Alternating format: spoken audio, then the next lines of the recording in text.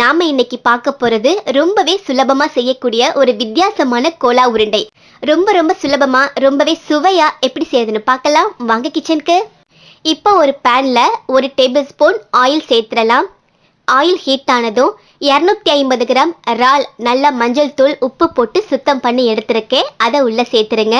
கூடவே 2 table spoon தேங்காய் துருவல் சேர்த்துட்டு 1 டேபிள் ஸ்பூன் சோம்பு, அரை டேபிள் ஸ்பூன் மிளகு எல்லாத்தையும் சேர்த்துட்டு மிதமான தீயிலேயே கலந்து விட்டுருங்க. 3 to 5 நிமிஷம் வரைக்கும் நல்லா கலந்து விடுங்க. அந்த இறால்ல இருந்து வரக்கூடிய தண்ணீர் எல்லாம் வத்தி இறால் நல்லா சுருண்டு இந்த மாதிரி வரணும். ஸோ இந்த அளவுக்கு நல்லா கலந்து விட்ட பிறகு ஸ்டவ் ஆஃப் பண்ணிட்டு இது நல்லா ஆறிய பிறகு ஒரு மிக்ஸி ஜாருக்கு மாற்றிடலாம். எல்லாத்தையும் சேர்த்தாச்சு. இப்போ இதில் 1 டேபிள் ஸ்பூன் பொட்டுக்கடலை, 4 கிராம்பு, 3 ஏலக்காய், சின்னதாக 2 துண்டு பட்டை, கூடவே 1 டேபிள் ஸ்பூன் கசகசா எல்லாத்தையும் சேர்த்துட்டு கொஞ்சமாக தண்ணீர் ஊற்றி இதை நல்லா மை மாதிரி அரைச்சி எடுத்துகிட்டு வந்துடலாம். இதோ ரொம்ப சூப்பராக அரைச்சி எடுத்தாச்சு. இறாலும் நல்லாவே அரைஞ்சி வந்திருக்கு. இதோ இந்த மாதிரி. இப்போ இதை ஒரு பவுலுக்கு மாற்றிடலாம். சேர்த்துட்டு அதே மிக்ஸி ஜார்லையே 100 கிராம் சின்ன வெங்காயத்தை தோல் உரித்து வச்சுருக்கேன். அதை உள்ளே சேர்த்துடலாம். கூடவே ஒரு பெரிய சைஸ் பச்சை மிளகாய் அதையும் சேர்த்துட்டு லேசாக 2 அல்லது 3 வினாடிகள் பல்ஸ் மட்டும் கொடுத்து எடுத்துக்கங்க. இதோ இந்த மாதிரி லேசாக பல்ஸ் கொடுத்து எடுத்தாச்சு. இப்போ இதையும் அதே பவுலில் மாற்றிடலாம். அரைச்சி சேர்க்குற எல்லாமே ரெடியாக இருக்குது. இப்போ இதில் தேவையான அளவுக்கு உப்பு சேர்த்துருங்க. நான் அரை டீஸ்பூன் சேர்க்குறேன். கூடவே 1/4 டீஸ்பூன் மஞ்சள் தூள், 1 டீஸ்பூன் கரம் மசாலா, அரை டேபிள் ஸ்பூன் மிளகாய் தூள் சேர்த்துட்டு 1 டேபிள் ஸ்பூன் இஞ்சி பூண்டு விழுது சேர்த்துடலாம். கூடவே பொடியாக கட் பண்ண கொஞ்சம் மல்லி இலைகள் அதையும் சேர்த்துட்டு நல்லா கலந்து விட்டுருங்க. எல்லாம் நல்லா மிக்ஸ் ஆகிற மாதிரி கலந்து விட்டுருங்க.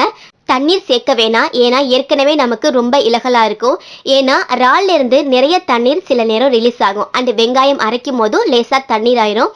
ஒன்றும் பிரச்சனை இல்லை. 1 டேபிள் ஸ்பூன் அல்லது 2 டேபிள் ஸ்பூன் அளவுக்கு கார்ன்ஃப்ளவர் சோள மாவு இருக்கு இல்லையா, அதை உள்ளே சேர்த்துடலாம். சேர்த்துட்டு நல்லா கலந்து விட்டுருங்க. கார்ன்ஃப்ளவர் இல்லைன்னா நீங்கள் அரிசி மாவு கூட சேர்த்துக்கலாம். அதுவும் ரொம்ப சூப்பராக இருக்கும். 2 டேபிள் ஸ்பூன் மாவு சேர்த்தும் உங்களுக்கு லேசாக இலகலாக இருந்தது அப்படின்னா ஒரு 10 நிமிஷம் ஃப்ரீசரில் வச்சு எடுங்க. கொஞ்சம் இறுகின தன்மையோடு வந்துடும். இப்போ ஒரு பேனில் ஆயில் ஹீட் பண்ணிவிட்டு கொஞ்சமாக எடுத்து நம்ம கோலா உருண்டை ஷேப்பில் உருட்டி உள்ளே சேர்த்துருங்க. நான் இப்போது 5 உருண்டைகளை உள்ளே சேர்த்துருக்கேன். ஒரு மீடியம் ஃப்ளேம்லையே நல்லா ஃப்ரை பண்ணி எடுத்துக்கங்க. கீழ்பாகம் லேசாக செவந்து வரும்போது பெரட்டி போட்டுருங்க. ஆஸ் யூஷுவல் எப்போதும் மாதிரி தான் எல்லா பக்கமும் நல்லா வெந்து செவந்து சூப்பராக பர்ஃபெக்டாக வந்த பிறகு ஒரு பிளேட்டுக்கு மாற்றிடலாம். இதே மாதிரியே எல்லாத்தையும் செஞ்சு எடுத்துருங்க. பர்ஃபெக்டாக கோலா உருண்டை ரவுண்டில் தான் போடணும் அப்படி கிடையாது. லேசாக தட்டிட்டு நம்ம மசால் வடை மாதிரி கூட நீங்கள் ட்ரை பண்ணி எடுக்கலாம். ரொம்ப சூப்பராக இருக்கும் பார்க்குறதுக்கு.